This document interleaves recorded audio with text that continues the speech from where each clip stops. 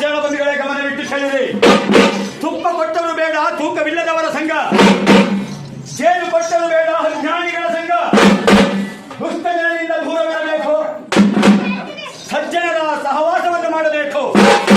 ಸಜ್ಜನರ ಸಂಘ ಹೆಜ್ಜೆಯನ್ನು ಸವಿದಂತೆ, ದುಷ್ಟರ ಸಂಘ ದುರ್ಮರಣಕ್ಕೆ ಪ್ರಾಪ್ತೆ ಎಂದು ನಡೆಯುತ್ತಾ ಆಕಾಶಕ್ಕೆ ನಕ್ಷತ್ರಗಳು ಶೋಭೆ, ಈ ಜಕ್ಕವಳ್ಳಿ ಗ್ರಾಮಕ್ಕೆ ಈ ಮಹಾಮಾತೆ ಮಹಾಪುರುಷನೇ ಶೋಭೆ ಎಂದು ಸಾರಿ ನುಡಿಯುತ್ತಾ ಈ ಶುಭ ದಿವಸ ಅಮೃತಗಳಿಗೆ ಎಲ್ಲಿ ನಾನಾ ವಿಧ ಪರಿಮಳ ಪುಷ್ಪಗಳಿಂದ ಮಹಾಮಾತೆ ಆರಾಧಿಸಿಕೊಂಡು ಆರಾಧನೆಯನ್ನೇ ಮಾಡಿಕೊಂಡು ಅಡ್ಡೆಯ ಮೇಲೆ ಆರಾಧನೆಯನ್ನು ಮಾಡಿಸಿಕೊಂಡಿರುವಳು ಮಹಾಮಾತೆ.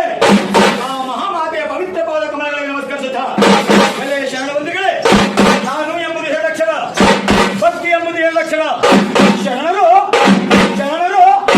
ನಾನು ಎಂಬ ಗರ್ವವನ್ನು ಕಿತ್ತೊಗೆಯಬೇಕು, ಭಕ್ತಿ ಎಂಬ ಬೀಜ ರಸವನ್ನು ಬಿತ್ತಿ ಬೆಳೆಯಬೇಕು.